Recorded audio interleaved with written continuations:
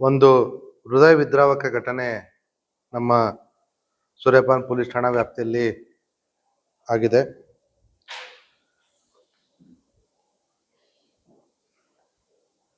ತುಂಬಾ ದುರದೃಷ್ಟಕರ ಘಟನೆ. ಅಶ್ವಿನಿ ಹನುಮಂತ್ ಹಳಕಟ್ಟಿ ಅನ್ನುವಂಥ 30 ವರ್ಷದ ತಾಯಿ ತನ್ನ ಮಗುವನ್ನು ಹೊಂದಿರತಕ್ಕಂಥ ಘಟನೆ.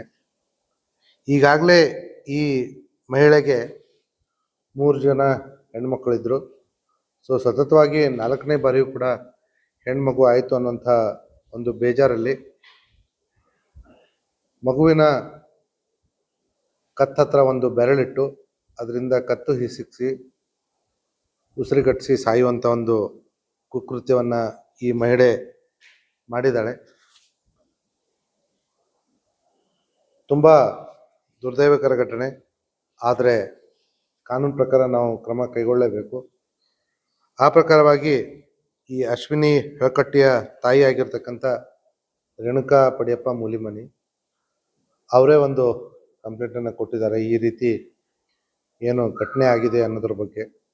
ನಿನ್ನೆ ದಿವಸ ಆಸ್ಪತ್ರೆಯಲ್ಲಿ ಮಗುವಿಗೆ ಜನ್ಮ ನೀಡಿ ಇವತ್ತಿನ ಬೆಳಗಿನ ಜಾವ ಮಗುವಿನ ಉಸಿರುಗಟ್ಟಿ ಸಾಯಿಸಿದ್ದಾಳೆ ನನ್ನ ಮಗಳು ಅಂತ ಹೇಳಿ ಮುದುಕವಿ ಸರ್ಕಾರಿ ಆಸ್ಪತ್ರೆಯಲ್ಲಿ ಒಂದು ಕಂಪ್ಲೇಂಟನ್ನು ಕೊಟ್ಟಿದ್ದಾರೆ. ಆ ಪ್ರಕಾರವಾಗಿ ನಾವೊಂದು ಕೊಲೆ ಪ್ರಕರಣವನ್ನು ದಾಖಲಿಸಿ ಮುಂದಿನ ಕ್ರಮವನ್ನು ಕೈಗೊಳ್ತಾ ಇದ್ದೀವಿ. 2 ದಿನ ಮಗು ಮೊನ್ನೆ ದಿವಸ ಆಗಿರ್ತಕ್ಕಂಥದ್ದು. ಸದ್ಯಕ್ಕೆ ಮೇಲ್ನೋಟಕ್ಕೆ ನಮಗೆ ಅದೇ ಕಂಡು ಬಂದಿದೆ, ಹೆಣ್ಮಗು ಆಗಿರೋದಕ್ಕೆ ಅಂತಾನೆ. ಈಗ ಆಲ್ರೆಡಿ 3 ಜನ ಹೆಣ್ಮಕ್ಳಿದ್ದಾರೆ.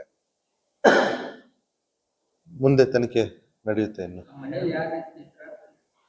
ಮನೇಲಿ ಇವ್ರ ತಾಯಿ ಮತ್ತೆ ಮಕ್ಕಳ ಜೊತೆನೆ ಇವ್ರು ಆಸ್ಪತ್ರೆಗೆ ಬಂದಿರೋದು. ಹೊಟ್ಟೆ ನೋವು ಶುರು ಆದ ತಕ್ಷಣ ಗಂಡ ಮನೇಲಿ ಇರಲಿಲ್ಲ. ಅವನು ಈ ಬೋರ್ವೆಲ್ ಹಾಕ್ತಾರಲ್ಲ ಆ ರೀತಿ ಒಂದು ಕೆಲಸ ಮಾಡ್ತಕ್ಕಂಥವನು. ಅವನು ಅದ್ರ ಮಗುವಿನ ಜೊತೆ ಬೋರ್ವೆಲ್ ಹಾಕ್ಲಿಕ್ಕೆ ಬೇರೆ ಊರಿಗೆ ಹೋಗಿದ್ದ.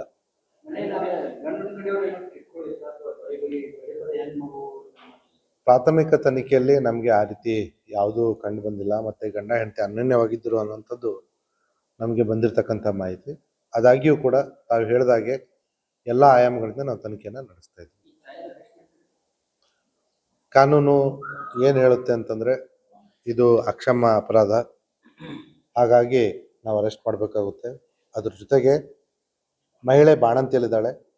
ಮಹಿಳೆಯ ಬಾಣಂತಿತನದ ಒಂದು ಹಂತವನ್ನು ನಾವು ಆರೋಗ್ಯಾಧಿಕಾರಿಗಳಿಂದ ತೆಗೆದುಕೊಂಡು ಅವಳನ್ನು ನಾವು ಕಾನೂನು ಪ್ರಕ್ರಿಯೆಗೆ ಒಳಪಡಿಸಲಿಕ್ಕೆ ಯಾವುದೂ ಅಡೆತಡೆ ಇಲ್ಲ ಅಂತಂದರೆ ಅದನ್ನ ಖಚಿತಪಡಿಸ್ಕೊಂಡು ಆಮೇಲೆ ಮುಂದಿನ ಕಾನೂನು ಪ್ರಕಾರ ಏನು ಕ್ರಮ ಕೈಗೊಳ್ಳಬೇಕು ಕೈಗೊಳ್ತೀವಿ.